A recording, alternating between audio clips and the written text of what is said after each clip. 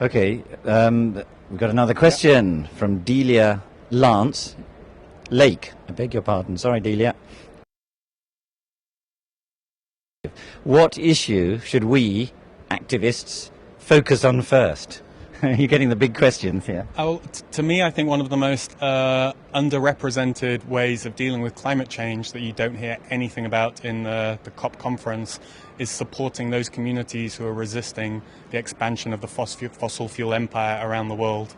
We need to challenge the legitimacy of these fossil fuel companies, and we need to support those communities who are actually trying to stop it from expanding,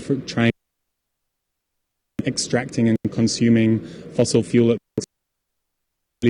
Important and underrepresented means of climate change activism, both because of its impact on reducing emissions and also because of the clear social justice implications of supporting those communities who are having to deal with the terrible human rights and environmental impacts of the way the extractive industry work in those countries.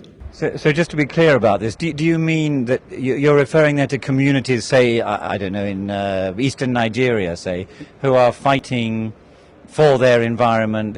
They're either directly or indirectly, they're also fighting the oil companies. Sometimes, although I suspect they're fighting for a share of the benefits rather than opposing, as you say, carbon colonialism. But is that the sort of local resistance that you mean when you say this? Yeah, I would say in the Niger Delta, but also say in the country from where I'm from in Ireland, there's local farmers who are resisting a pipeline being laid by Shell across their land, a big gas pipeline that's very controversial, it's very dangerous.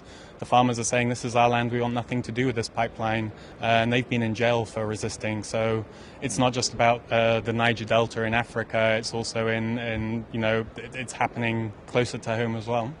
Okay, I'm afraid Jeff from I know not where, but somewhere in Second Life is going to hit you with this. This is all very depressing. Is there any good news? I'd love to be able to offer people some glimmer of hope. I try and maintain optimism of the will and pessimism of the intellect. I really think if people want to do something about climate change, they should look to building up grassroots movements that are delegitimizing corporations and their influence they have over political processes. I think the only way we're going to achieve real emissions cuts if there's a very strong grassroots movements of people who are willing and able to take more radical action on climate change. Things like the various climate camps that have been springing up in the UK, Germany, Australia and America, through things like the transition towns movements. I think people should look for developing these forms of local political organizing rather than looking to things like this COP for the answers, because it's a process I have very little faith in. It's made me very depressed and disempowered over the years, whereas the community activism, I think, there's a lot more hope in that. Of course, my dilemmas would be for local communities is to take on of a shape or form. The governments themselves tend to think, oh, oil industry, that's good news for us, so they'll be fighting very often their own governments as well as corporations. Well, I think there's a very blurry line between those oil corporations and the governments. In the first place, there's a very well documented revolving door policy in the corridors of governmental power and the boardrooms of these oil companies, and I think that's been one of the single biggest obstacles to moving forward on climate change, because there's very vested interests in the governments and those fossil fuel intensive industries, and I think we need to be exposing that and pointing the finger and trying to address that as a fact, or I don't think we're ever going to move forward.